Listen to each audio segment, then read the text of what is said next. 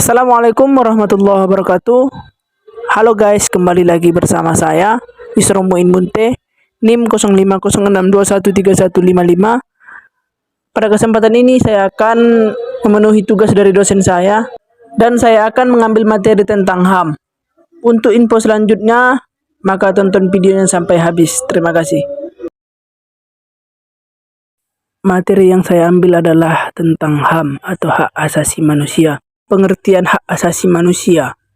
Hak asasi manusia atau HAM secara tegas diatur dalam Undang-Undang Nomor 39 Tahun 1999 Pasal 2 tentang asas-asas dasar yang menyatakan negara Republik Indonesia mengakui dan menjunjung tinggi hak asasi manusia dan kebebasan dasar manusia sebagai hak yang secara kodrat melekat pada dan tidak terpisah dari manusia, yang harus dilindungi, dihormati, dan ditegakkan demi peningkatan martabat kemanusiaan, kesejahteraan, kebahagiaan, dan kecerdasan secara adil.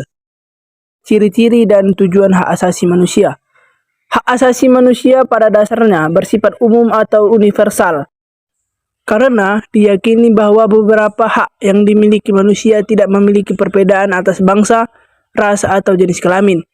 Berdasarkan beberapa rumusan HAM di atas, dapat ditarik kesimpulan tentang ciri pokok hak asasi manusia, yaitu sebagai berikut. Yang pertama, HAM tidak perlu diberikan, dibeli, atau diwarisi. Yang kedua, HAM berlaku untuk semua orang tanpa memandang jenis kelamin, ras, agama, etnis, pandangan politik, atau asal-usul sosial bangsanya. Yang terakhir, HAM tidak bisa dilanggar. Tidak seorang pun mempunyai hak untuk melanggar dan membatasi hak orang lain.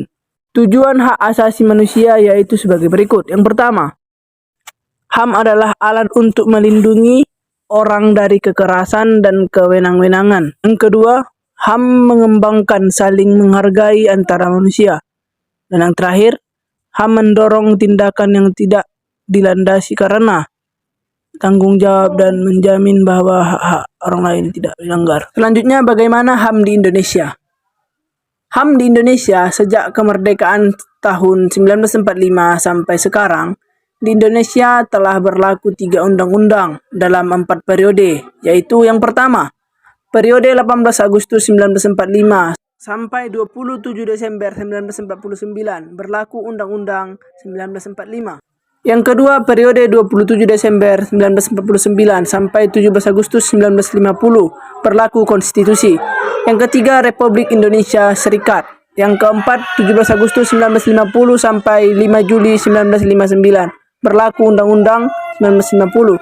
Yang kelima, yang terakhir, periode kelima, 5 Juli 1959 sampai sekarang berlaku kembali Undang-Undang 1945. Materi selanjutnya yaitu pelanggaran hak asasi manusia. Banyak macam pelanggaran hak asasi manusia di Indonesia. Dari sekian banyak kasus HAM yang terjadi, tidak sedikit juga yang belum tuntas secara hukum. Hal itu tentu saja tidak lepas dari kemauan dan iktikat baik pemerintah untuk menyelesaikan sebagai pemegang kekuasaan sekaligus pengendali keadilan bagi bangsa ini. A. Kasus pelanggaran HAM yang bersifat berat meliputi: yang pertama, pembunuhan massal. Yang kedua, pembunuhan sewenang-wenang atau di luar keputusan pengadilan. Yang ketiga, penyiksaan. Yang keempat, penghilangan orang secara paksa.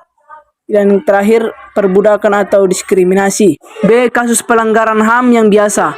Yang pertama itu pemukulan, penganiayaan, pencemaran nama baik, dan yang terakhir menghalangi orang untuk mengekspresikan pendapatnya. Oke, baik, mungkin sampai sini dulu pemaparan materi tentang HAM dari saya. Semoga bermanfaat dan bisa dimengerti. Saya Yusro Muin Munte, pamit.